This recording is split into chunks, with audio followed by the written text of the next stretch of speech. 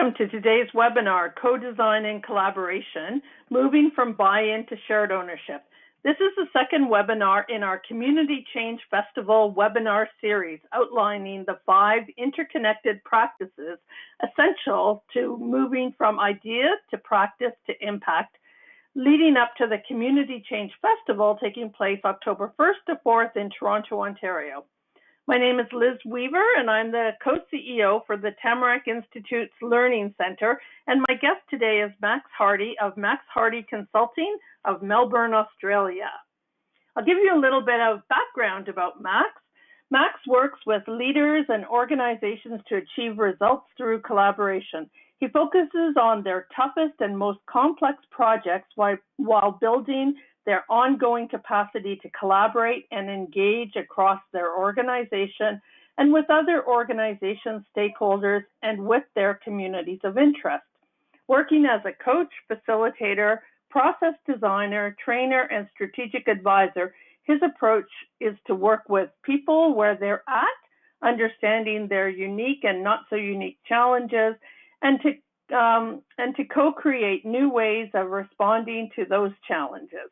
For more information, you can visit his website at www.maxhardy.com.au.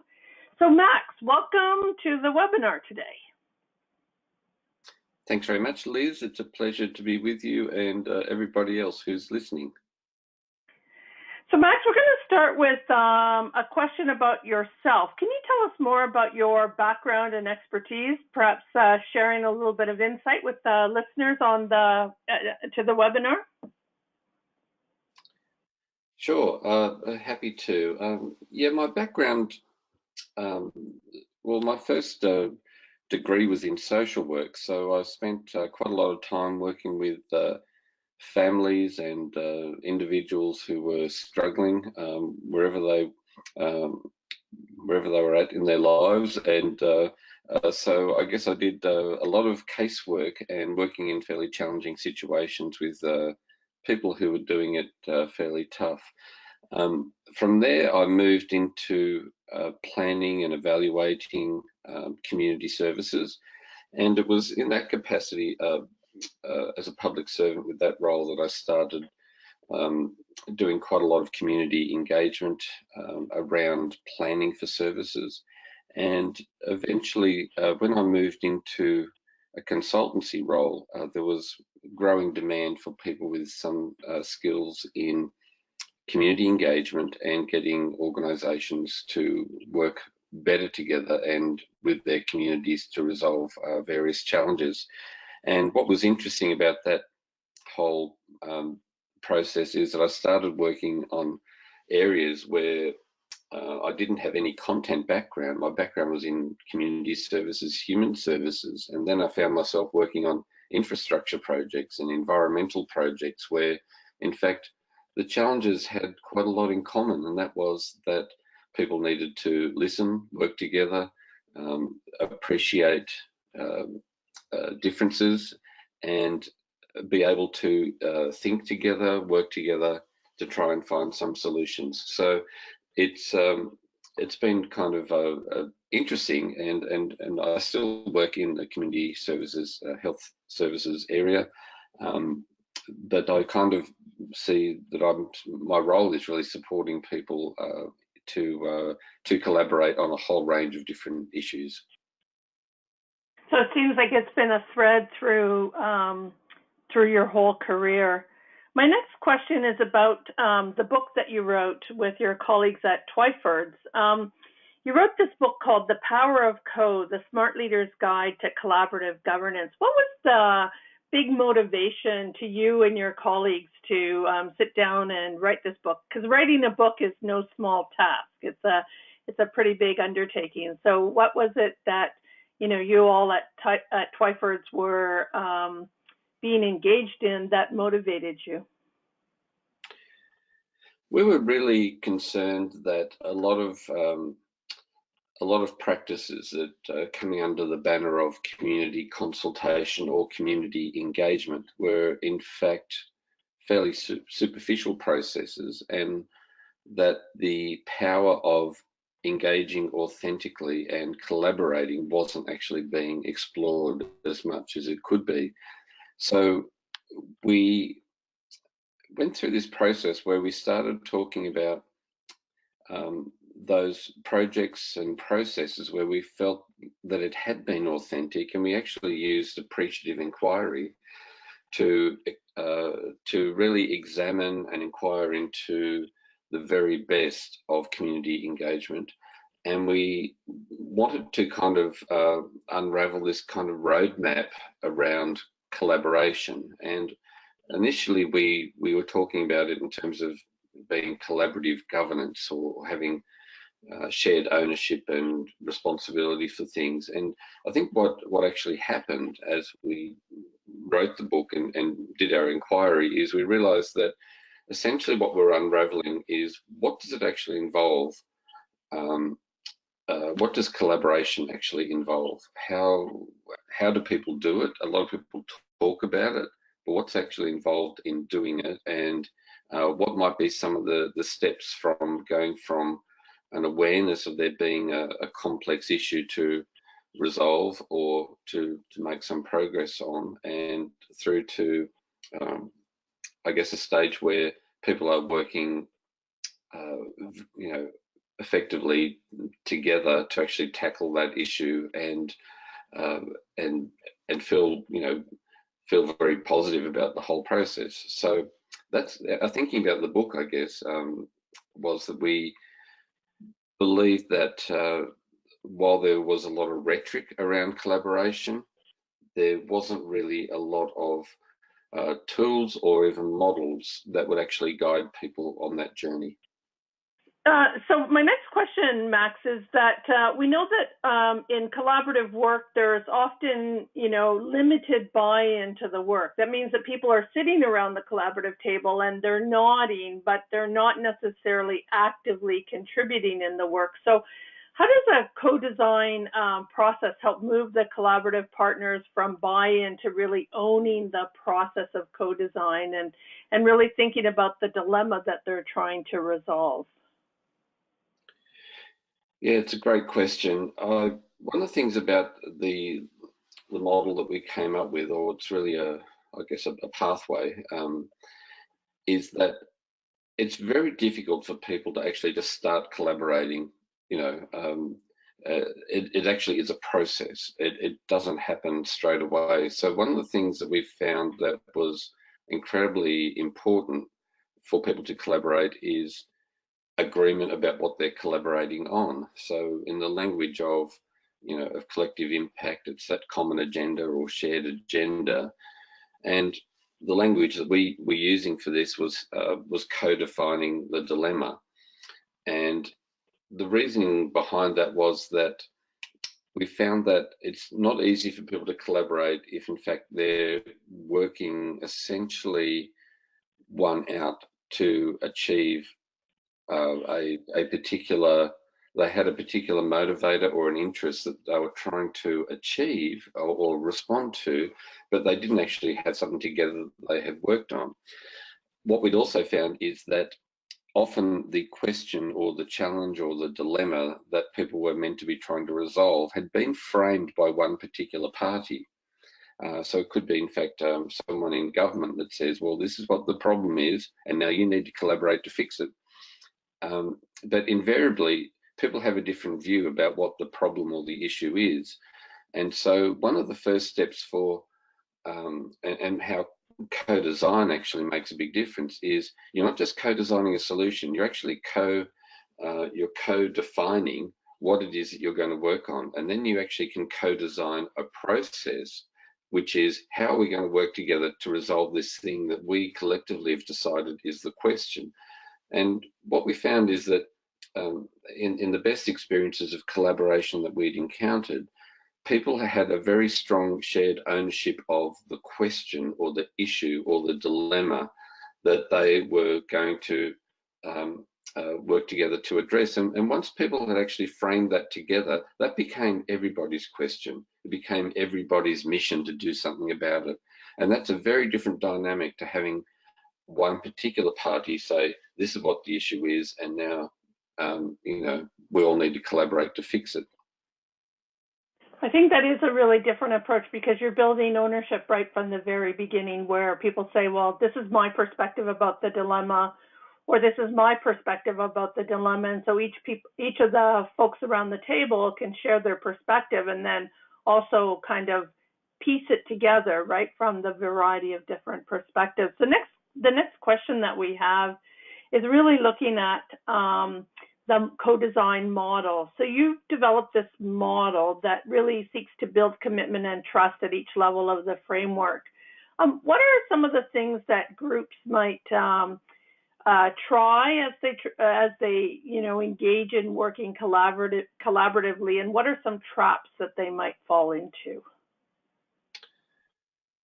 Yeah, I think one of the traps is that we are kind of geared, I think, to fix things, and there's a great temptation to want to move to co-creating a solution prematurely.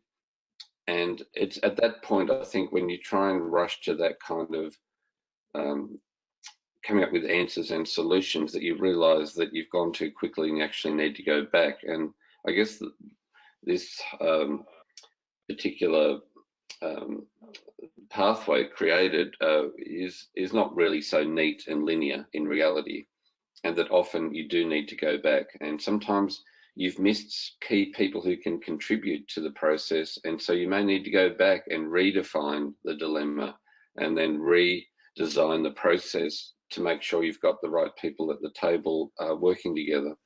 So I think it's one of the traps is certainly rushing to try to get to a solution, and that one of the things about collaborating to co-define a dilemma is you start to diverge quite a bit and explore interests, explore complexity, and in the process of doing that, you're actually building a really solid foundation to collaborate on co-creating a solution. But you can't do that by just going to co-create solutions straight away. It's actually, as much as we love to do it, we often need to go backwards. It's really interesting because each of these are in the pathway. They're kind of like loops, right? These circulating loops. And it's interesting to think about, sometimes moving up the pathway and then having to go back down the pathway as you bring in new knowledge or new information or new people into the process. Yeah, and it is. There's lots of loops there, and I think one of the things about the model is that it does look a bit sequential and very neat, and we know it's not actually a very neat process. But the idea of the loops is that there is a revisiting, and there is the potential actually to move backwards as well, in order to make sure that we're all on the same page and have some clarity around what it is we're trying to do. I think one of the things we know about complexity is that that often you think you've actually nailed it, and you realize actually that wasn't the real problem after all. It's actually, that whole thing about the wicked problem. You don't know how wicked it is until you try and resolve it. So, and I think that about this process itself, that if it gives the impression that it's very neat and it's just, that you're likely to codify it adequately right at the beginning and keep moving forward, is probably that's a little bit naive. But it's still really valid, I think, to say, well, we're starting to co-create some solutions and come up with ideas, but we've actually encountered something that is really, really challenging here that we had underestimated. So therefore, we do need to go back and revisit what it is we're trying to address here, and are we addressing, the most important thing, or have we missed something? And often that happens, of course, in complexity. It's interesting to me as I look at this and look at this slide with the different tools that have been identified along each of the steps in the pathway, is this notion of this right? That not a single organization is leading out, that in fact it is, every step of it is about kind of co-discovery and connection around each of these loops. Yeah, that's right. And I do recall a conversation I had once with um, a, a leader in the health field, and I asked him about what he talked about collaboration a lot, and I said, "What does collaboration mean to you?" And he said, "Well, collaboration is the tool I use to get everybody to work together to address the things that are in my that I'm meant to be fixing." He said, "So collaboration is what I need to fix all the things that I see is wrong." And interest and he was wondering sort of why he couldn't get much buy-in at all or get any sort of co-investment in trying to address things. And I guess it was that sort of insight in that conversation for me that was significant to say, well, if you're the one that's actually addressed and you've scoped the issue, you've decided what the problem is, and you've decided even the process, and then you just want people to play. It's like, this metaphor of the sandpit. You've decided, you've built the sandpit, you've decided who can play in the sandpit, you've decided the rules of what can be done in the sandpit, and then you're wondering why people aren't so enthused about the sandpit. And I think, well, you've got to actually build it together if you actually want to move from more of a superficial kind of cooperation or networking level through to something which is more profound, which is actually doing that work together. Yeah, I think it is. I think it is that kind of next step of collaboration to really say, okay, we're collaborating, right? We're co-laboring together. So the next question that we have is that, the power of co also explores, and you've mentioned this already, this concept of complexity, but you also talk about power in the book. Why are these two concepts really foundational to the thinking behind this kind of either framework or pathway that has been created? Yeah, that's a good question. I think we've talked about complexity quite a bit. The concept of power, I think, is around very much tied to ownership, and that is, who is it that can actually make a significant change in this issue? Like, are we really are we inviting people to actually collaborate on something which will make a difference? And is there a strong commitment to actually enabling that collaboration to be effective? And so power, I think, is about the willingness to allow the collaboration to make a difference. So to be more tangible about this, I think that if in fact you find that people collaborating at the table have only got really the power to talk about what they would like to do, but there aren't any resources to do it, then they're basically disempowered. If in fact there are key decision makers who could go through the notions of being supportive of the process, but in fact through different policy measures or um, uh, a reluctance to redirect resources to make something happen, then in fact the power, actually there isn't enough power in the system or will for it to be effective. So it's about, I guess the power of co was also about looking at, well, when we're talking about being committed to collaboration, there needs to be in that system the ability to redirect resources to make decisions, to actually make it count, because otherwise what happens is that there's lots of talking, there's not a lot of action, and then I think that erodes people's confidence in the commitment to collaborate. So power, I guess, is about um, being able to back up the rhetoric with the willingness to free up some resources, and which could be time, could be money, it could be uh, sharing a place for people to meet, it could be all sorts of things. But basically, it's the stuff that enables collaboration to get traction because there is a commitment to actually act. Yeah, I think we sometimes underestimate the importance of that kind of enabling environment. And collective impact, they talk about influential champions, right? The folks that will be able to help move the initiative along. And I think that that's the same kind of concept, right? Is really bringing in the resources that are required, whether it's champions or whether it's enabling resources like funding or influence that really helps move something forward. Yeah, very much the same concept. It's about, like what are the levers here that we can pull, to actually create space to enable us to do something. And it's quite dispiriting when in fact there's a lot of goodwill at the table, but it doesn't seem like there's enough levers here to pull to actually take it somewhere. Yeah, and I think, there's probably been lots of examples where people have sat around a collaborative table thinking and trying to work with all the best intentions in terms of moving, change forward, but really don't have the resources in place and get frustrated by the situation.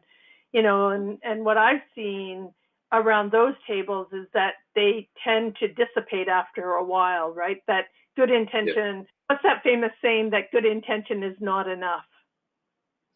That's right. And although I talked before about one of the dangers of trying to rush to solutions to try and fix things, I think that when there's a sense that all we can do is talk about something and not act, that's also erodes a lot of confidence and energy. There's got to be value for effort. And so that needs to be matched by enough levers or authorization in that environment to actually do something. So in the Power of Co, you share some examples of where co-design has worked. And I wonder if we can spend a couple of minutes, having you share a couple of examples where this approach has worked in Australia and the outcomes that were achieved by the community. So I know that we have collaborated, you and I, the last time I was in Australia, and you're a very good storyteller. So I wonder if you might share a couple of stories with us. Sure. One story that comes to mind was a situation in a city in the city of Hobart in Tasmania, and it's one where there was lots of concern about, in terms of transport, about better bicycle access and the idea about putting bike lanes in together, and there was a great deal of conflict between people who primarily wanted to use the road for motor vehicles and for people getting in and out of their driveways. And the council initially wanted to have a conversation with the community about should we put bike lanes in or not. And it was a very polarizing sort of question to ask. And when we used this approach about codifying the dilemma, we brought together residents, public transport users, motorists, cyclists, to codify what it is that we needed to resolve here. And we came up with a very different question, which is about, how do we actually make this, how do we make this road work safely for all people, regardless of what mode of transport they were using. And the process of actually coming up with that question meant that people started talking together. And once they'd actually established that, that no one was right or wrong here, there were just people had different interests and different preferences, but what everyone could agree on is that it actually wasn't very safe, and that there was an opportunity to actually get clever about how that could be redesigned. Once we sort of had co-defined the dilemma, then they started working very effectively together, whereas at first they couldn't collaborate on a solution because they're way too polarized. But when they could get agreement on the question, then they could start coming up with a way to redesign this road. And they came up with quite a solid solution that they were very comfortable about, and then council was able to adopt it. But it's a very straightforward example compared to other really complex issues that we try and resolve. But I think for me, it was one of the early projects when we intentionally tried to apply the model and then realized just how powerful it was that once people had actually framed the question and got agreement about what it is that needed to be resolved, and to do that in a fairly, in a very inclusive way, that actually set the foundation for then trying to come up with a solution. The other example, I've got some videos to show what was in relation to a major environmental problem that had occurred, and it was in response to a fire that took place in an open cut mine, and basically there were lots of health issues around this community. So it might be worthwhile actually to have a look at that video, because it tells the story about what the issue was. Maybe if we have a look at that, then I can talk a little bit about what went into the process for trying to co-design a process and a solution. For nearly 3 weeks, Morwell has been blanketed in smoke, ash and fumes from burning coal at the Hazelwood power station. It's this 120 metre high wall of flames. The intensity lay in the amount of smoke and fumes that were being released. The minute it got into the mine, there was a collective panic within the community. We can't sleep. Just put us in tent city. I would call this a really tough town. They're good, hard-working people. I'm 68 and I've lived in this area since 1957. We've lived near a coal mine our whole lives. I used to listen to the machinery clanking away when I was a kid. It's never been like this before. This is different. So where do I get some help? Some of the chemicals that are released when coal burns, they're pretty carcinogenic. Carbon monoxide attaches to the red blood cells quicker than oxygen. The paper masks are useless. It's no wonder everybody's been getting sick. People were experiencing nosebleeds, sore throat. Kids have had throat infections and coughs, runny noses. The doctor has said that that was due to the smoke. This is different, something's wrong, and nobody's listening to us. Residents say they're struggling more than ever from the ongoing exposure to smoke. Some residents of Morwell South are being told by the state government to leave the area. Some of the people are not very well off. They weren't able to just simply pack up their family and go for a week's holiday. And there's quite a lot of confusion within the community. They didn't tell us what was in the air. We know ash was falling from the air and we could smell the smoke, but we didn't know what was in the air, what was in the smoke, what was in the ash. The unknown thing is the long-term health effects. I am concerned about the long-term health impacts. Where's it going to lead to, mate? What, as I say, 10, 15 years down the track. What's going to happen in the next, 5, 10 years? What happens when we get sick? We will get sick. Power station have got a lot to answer to. That this town is in crisis. It's scary, mate. It is scary.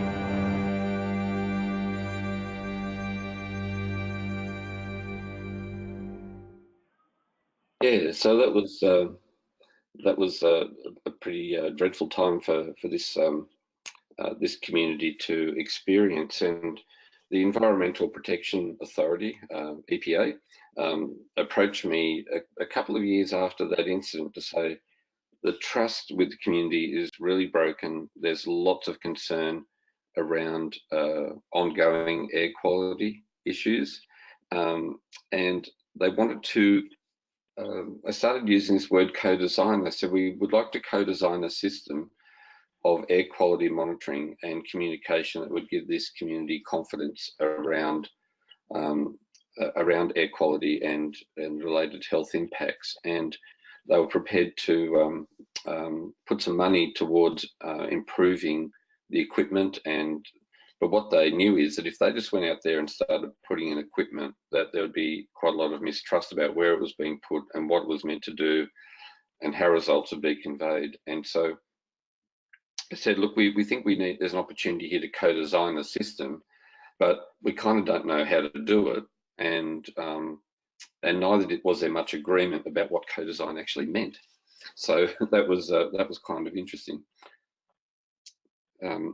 When we spent some time talking about the model, the collaborative pathway, we looked at designing, I guess, a framework where we had there was some power. I guess it was there was a commitment, a really strong commitment, I guess, to make this work. And you'll see on this slide now that there is a group, the IDC, an interdepartmental committee, who said, look, we want to really support this process. We're prepared to give it a go. We think it's too risky just to go and start doing stuff. We need to actually work with the community. There was an internal air steering committee, interdepartmental. There were stakeholder groups, whether they were public health, community organisations, councils, And there was this broader engagement process where people were sort of meeting and talking about it. But what we wanted to do is to have a more of a deliberative co-design process where people could actually work together, actually do that work of collaborating to design a solution that would actually give people confidence that air quality was going to be measured appropriately, and that the community had confidence in that process, and also that they would be alerted if ever there were issues about air quality, so that people could take action around that. So you see these bubbles underneath that, which kind of are a little bit similar to the collaborative pathway. That's what kind of it's based on. So you had this initial commitment to collaborate to the process. There was a confirmation of governance arrangements. There was also, at that time, there was very solid agreement about what it is we were trying to resolve. It wasn't just a topic, it wasn't just an issue. We actually had some clear questions we wanted to resolve, which was about how best to measure air quality and communicate that to the community and to stakeholders. We engaged and looked at lots of issues and opportunities as part of that. And then we had a group who actually then deliberated or in co-designing that system that was very broad, very diverse. And the commitment from government, from the EPA, was if this group of a very diverse range of stakeholders and community members could agree on what that system should be within the funds that were available, then government would absolutely do it. And to their credit, they did that. And so one of the things that was really interesting about this process is that this group of people basically not only come up with a system, they actually saved some money with the money that was made available to allocate some money for further research to address questions that no one seemed to have an answer for. And we had scientists work very closely with this group as well, and they agreed that there were some questions that people were asking that no one had answers to, and that some of the money allocated could be put to ongoing research, and the community would have ongoing involvement in that research, so they could have confidence in the whole system of air quality monitoring. So anyway, it's a bit convoluted, but it was, I guess, in talking about it, but the process of going from the rhetoric around let's do co-design, let's collaborate, and how do we do it, there really wasn't actually an agreed pathway or about what that meant or how that should be done. So what we did was we basically worked that out together, and that sort of set the foundation for people actually working together to come up with a solution. So I think we've, well, there's a photo, that's you can see in this photo that this is when we're getting closer to converging or getting agreement on where the equipment would go and the kinds of equipment that would be used and what locations. This is a point where it's getting very close. And we had a group standing around. We had an inner circle, outer circle process here where we had people who had the suggestion would come to the table, and everybody who was on the outside could actually position themselves as whether they thought this was a good thing or not, and they would move according to the level of support for the change being proposed until basically everybody were at a point where they said, actually, we think we've nailed it. So that was kind of the process. But there's a nice video that talks a bit about the process, what was behind it, and also the experience that people had, including some people who were very, very angry at the beginning, who actually became advocates and supporters of the outcome. So maybe we can have a look at that video. This stuff is completely different. It's a completely different way of doing business for us. And what we would normally do when we want to design a new air monitoring network is we get all the information we have and we design it ourselves. This time we decided to flip it completely and bring the community in the room and co-design the entire thing.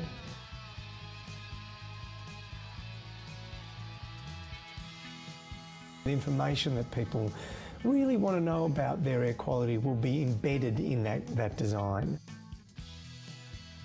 All that has to come out of this process is for there to be a successful monitoring system for Latrobe Valley that will act as the canary in the mine to alert us when there is a problem. I want to make sure that my family's going to grow up somewhere that's safe and healthy.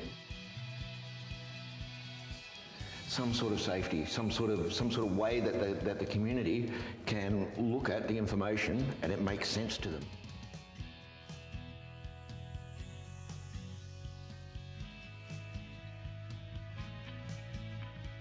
When you work with a community, genuinely work with a community pays you back with trust. I've certainly got a different view of the EPA than what I had 10 years ago, and I'd like to thank them. If 2 years ago I could have imagined a process, right, that involved the community and the EPA and had a budget, it would have been this.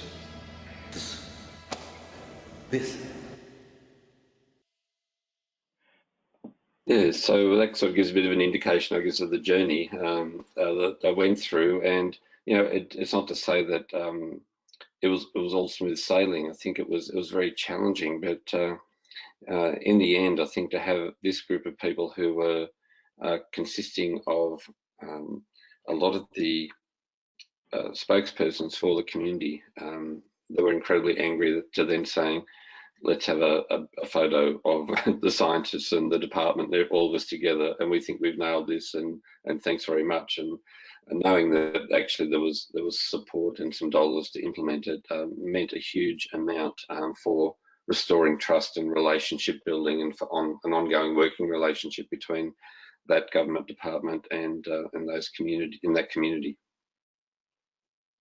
That's a really great story. I'm going to move on to our final question that we've had in advance, and then we're going to have some questions from folks that signed up for the webinar that have sent their questions in. But my final question, Max, is that you've been working with co-design process since about 2012. Are there any adjustments that you might make to the framework or to the pathway based on the experiences that you've had over the last number of years? Yeah, that's a great question, and it might be useful to actually throw up that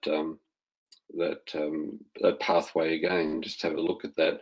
One of the things that I would say that we have right at the beginning this commitment to collaborate, and I think it's really important that people know that the collaboration is important, but I think that the commitment to collaboration is something that builds at every step. So if I was redesigning this pathway, I'd say sometimes all the people can do initially is put a toe in the water. They can't sort of fully jump in because trust isn't strong enough for people to actually start collaborating really effectively right at the beginning. I think the exercise of co-defining the dilemma, co-designing a process actually builds the commitment to collaborate rather than the commitment being this initial step. Does that make sense? Yeah, it absolutely does. So I think the other thing about it, and I think I talked about it before, is that it really isn't this neat and linear. And the more complex the issue is, the more you might need to loop right back and go back to step number 2 and redefine the dilemma, and then to maybe redesign or refine the process by which we're working, and to have a number of checkpoints rather than be very much this beginning to end. I think it's you know, and I think that the Collaboration for Impact group have come up with a model which is kind of looks like a bit of an infinity sign. So you're actually doing the work, you're collaborating, you're making progress, but you then revise, you reassess, you redefine what you're doing, and you check the process and you keep going. And I think that if we're looking at really complex issues of communities,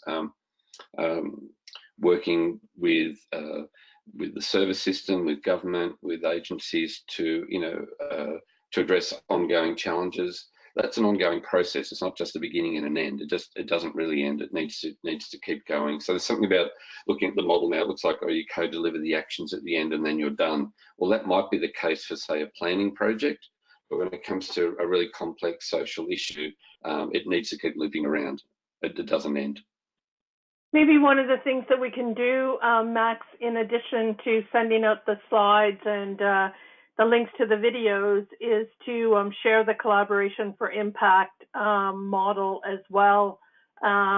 just to let our folks who are listening to the webinar know that there are other groups that are looking at this way of kind of navigating complex issues as well. So that takes us to the end of our key questions. Now we're going to move into the Q&A part of our call. We want to thank everybody who sent their questions in advance as they registered for the call, and we've got a couple here that we might want to consider. The first one is from Zainab, says that their organization doesn't like giving up control. What would be your elevator pitch for why and how this process produces better outcomes? Yeah, and that's not an unfamiliar issue about giving up control. One of the things about the giving up of control is that sometimes there are very good reasons for organisations to hold on to some things because they might be mandated or they have a legal requirement to be responsible for something, and therefore the giving up of control is seen as, oh, this means we're walking away from our responsibilities. So there can be sort of that aspect to it. What I often will challenge organisations with is that there is a cost to having the control held onto so tightly that other people can't own it. And so what's a little ironic about the control issue is that the stronger people hold on to, we need to stay in control because this is our job and our responsibility. And we see this a lot in medical sector, health sector too, in particular, that they believe that somehow that's going to be so much more risky and people are going to do stupid things, and and we're not just doing our job. Also, engineers around transport safety, I often hear that as well. The thing about not sharing the control means that you basically have to rely on people to cooperate with your version about what needs to be done. Whereas if in fact the challenge is so complex that in fact you need everybody in that system working together to make an impact, rather than the people with control trying to make the system or push the whole system in such a way to try and get the outcome you want. So it's very much it becomes a very inefficient system. So my argument isn't, well, it's not that you're a bad person because you want control. It is, if you want to be effective, you need the whole system to be able to work together to move. And it's a very hard way to move a system if you have one organisation or one leader or several leaders who are holding onto the reins very, very tightly. It's really interesting that in the example of the Latrobe Valley, that environmental example, that the company had to give up control. They probably had an idea of where they would put the monitoring systems, but by engaging with the community, they got placed in probably different places, but helped build, trust and cohesion across that community in a really different kind of way. That's right, and they did have ideas. What was interesting is that they had 3 scientists who all had different ideas themselves. So this idea that that an agency should hold on to control because that makes it a lot easier to make decisions and get stuff done. Well, the reality was that they had scientists who had different views within that department, and they disagreed how this should be set up. But what was important in this case is a really important part of the system was how information was conveyed and communicated.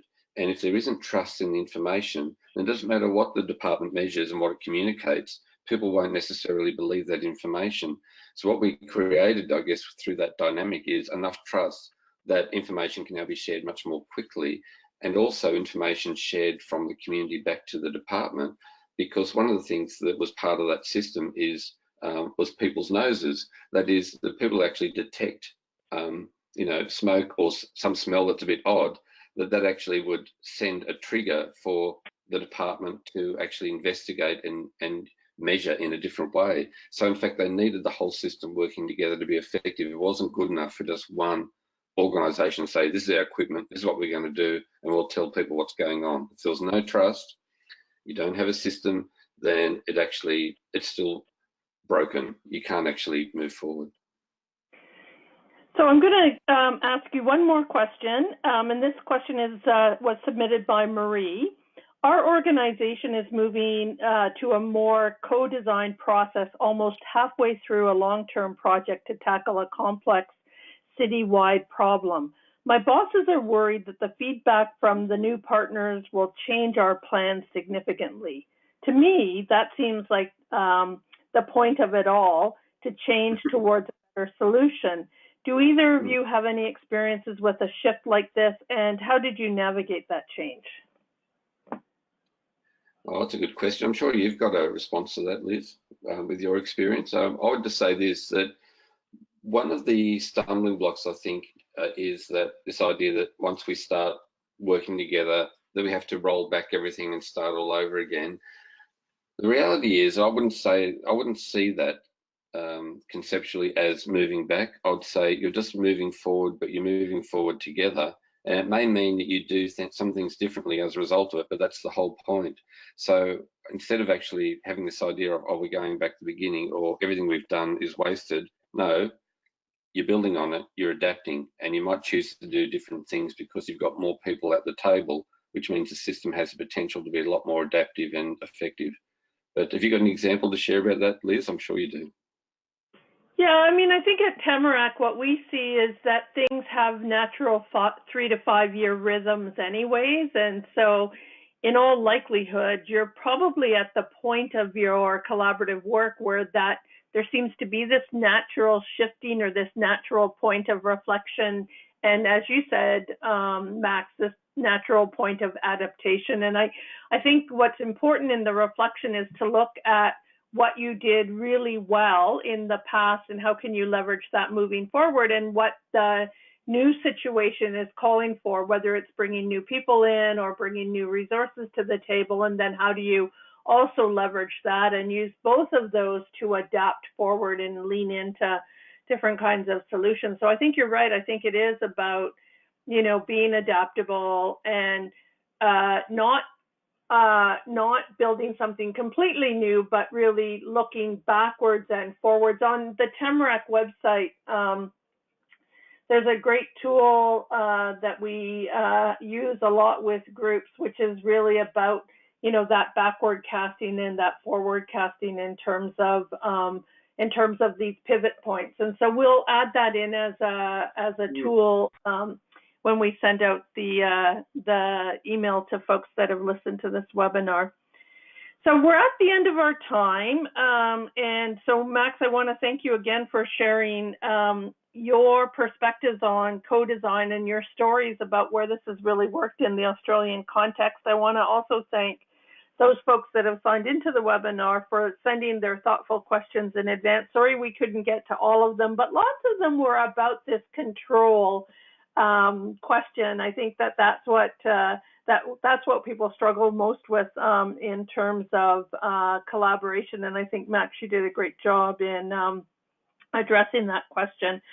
I now want to just take us through kind of some closing announcements. If you'd like to learn more about collaboration and co-design for community change, you can read my new paper, Creating Containers and Co-Design, Transforming Collaboration, which is on the Tamarack website. It identifies the roles of collaboration in collective impact initiatives and in community change efforts more broadly, as well as framing the roles and tasks of community collaboratives as containers for change. This is the third paper in the 2018 Community Change Festival series, and each of the papers are highlighting each of the 5 interconnected practices essential to community change. We also invite you to register for the Community Change Festival. It's a 4-day festival, and over the 4 days, participants will explore the 5 competencies every change maker needs to move from ideas to practice to impact.